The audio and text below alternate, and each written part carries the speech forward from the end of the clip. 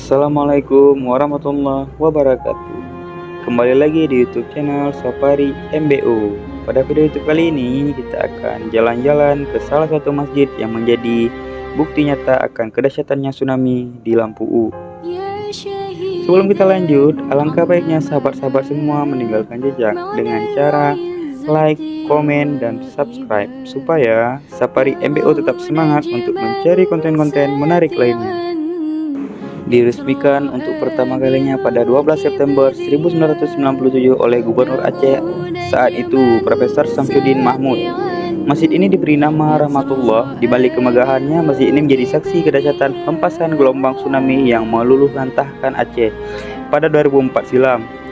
Masjid Rahmatullah menjadi satu-satunya masjid yang tersisa dari sebuah perkampungan di Kecamatan Loknga, Kabupaten Aceh Besar. Sebelum tsunami, perkampungan ini dihuni oleh sekitar 6.000 jiwa yang umumnya berasal dari kelas menengah ke atas. Masyarakat di perkampungan ini kebanyakan karyawan PT Semen Andalas Indonesia. Selain terdapat pula nelayan, petani, dan berbagai latar belakang profesi lainnya. Ketika terjadi tsunami, seluruh bangunan hancur dan terhempas hingga ratusan meter ke arah daratan. Hanya sekitar 700 warga yang selamat, sedangkan ribuan lainnya menemui takdirnya ketika itu. Dari semua kehancuran yang terjadi, ajaibnya Masjid Rahmatullah yang berjarak hanya sekitar 500 meter dari bibir pantai tetap berdiri dengan kokoh. Meskipun beberapa sisi bangunan rusak, akan tetapi sebagian besar tetap utuh dan selamat. Hal ini pun mengundang perhatian jurnalis dan fotografer lokal maupun internasional untuk mengabadikannya. Beberapa foto dari berbagai sudut, khususnya foto udara, menunjukkan bagaimana keseluruhan kampung di sekitar masjid ini benar-benar rata dengan tanah. Seiring datangnya bantuan dari dunia internasional, kondisi Aceh yang telah porak-poranda perlahan kembali ditata, tak terkecuali di daerah sekitar pantai Lampu U. Masjid Rahmatullah pun mengalami renovasi dan diperbesar. Sepasang menara kembar pun ditambahkan dalam arsitektur baru masjid yang menjadi tampilan masjid yang baru ini menjadi tambah indah. Meskipun bangunan Masjid Rahmatullah yang baru menjadi lebih megah dari sebelumnya, beberapa sisi masjid bagian belakang tetap dipertahankan seperti kondisi aslinya yang rusak akibat tsunami. Hal ini dilakukan sebagai pengingat dan peringatan bagi masyarakat mengenai bahaya bencana tsunami di masa yang akan datang.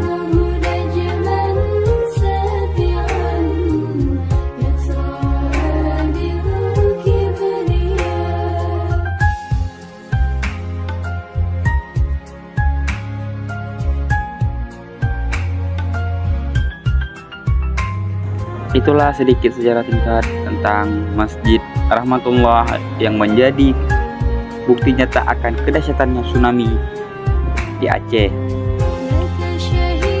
Sahabat-sahabat semua yang belum like, komen, dan subscribe, mohon bantuannya untuk di like, komen, dan subscribe supaya Safari MBO tetap semangat untuk mencari konten-konten menarik lainnya. Sekian, saya pamit undur diri. Assalamualaikum warahmatullahi wabarakatuh.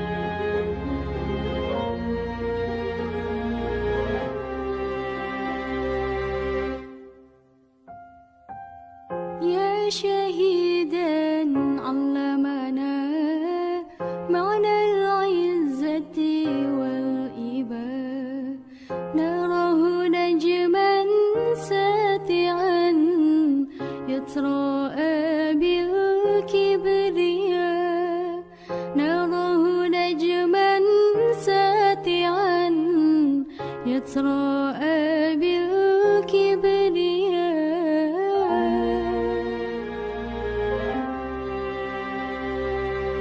يا شهيدا علمنا معنى العزة والإيمان نراه نجما ساتعا يتراءى بالكبرياء نراه نجما ساتعا يتراءى بالكبرياء لك شهيد في علا أسمع دنيا صدى لك شهيد في علا أسمع دنيا صدى حي يسير في خطاه فالجنان كانت منى فالجنان كانت منى إنني أرتجي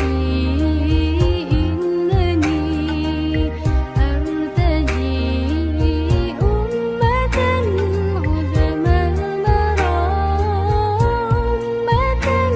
عظم المرى يا شهيدا علمنا معنى العزة والإيمان نراه نجما ساتعا يتراءى بالكبرياء نراه نجما ساتعا يتراءى بالكبرياء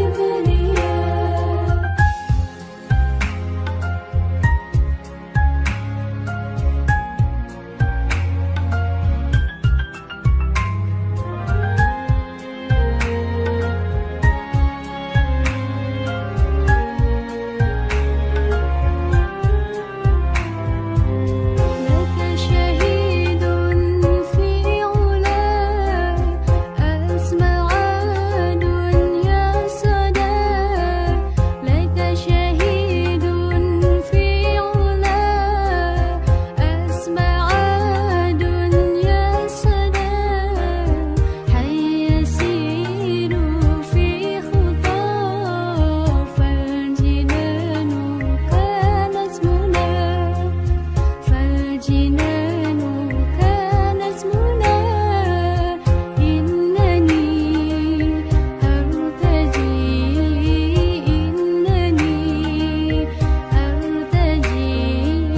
أمة عظم المرى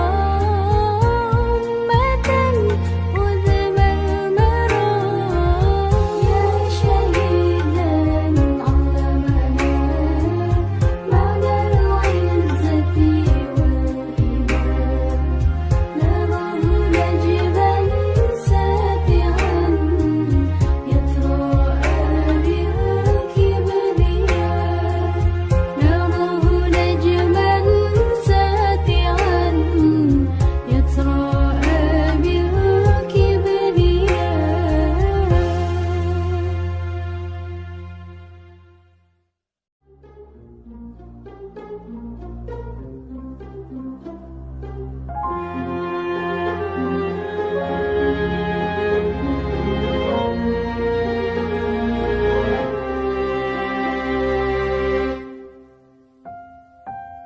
يا شهيدا علمنا معنى العزة والإباء نراه نجما ساتعا يتراءى بالكبرياء نراه نجما ساتعا يتراءى